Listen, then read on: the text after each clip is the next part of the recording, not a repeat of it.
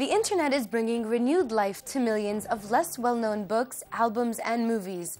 By having unlimited shelf space, together with clever filtering, it has given rise to the long tail of retailing.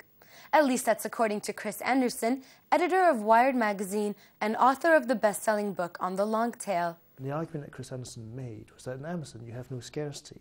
There's no constraint in terms of shelf space, managing your inventory.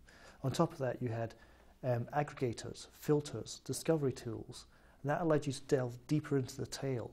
And his basic proposition was that the business is shifting towards the tail, or to put it in statistical terms, that 80% of niche titles generate more than 20% of the business. But at the Telco 2.0 workshop last week, speakers sought to debunk the theory.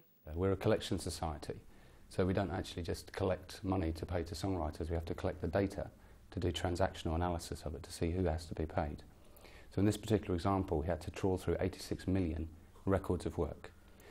Now, what we noticed was there's 10 million unique works that have made no sales whatsoever in the UK in 1 year. Less of more doesn't sit easy with me, and what we wanted to do was to challenge that. There's been some bold claims about this digital panacea and how everybody's going to consume everything.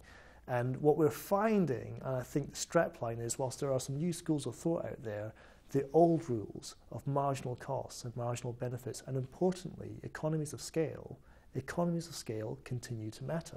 Anderson's book was very clever because it highlighted the importance of filters and search engines and so on. There's never too much choice. I'm a great believer in choice. Nobody should, in a world where you don't have to tell people what to buy, let them choose themselves. I think the point is, don't be under any illusions about how much money you'll make from the tail. Put your money where the big sellers are. The small ones, they are so low that it almost becomes very unprofitable to even hold them.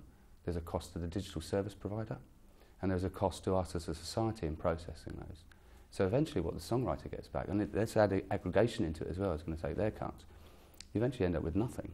So great, it's a choice, but it's almost worthless.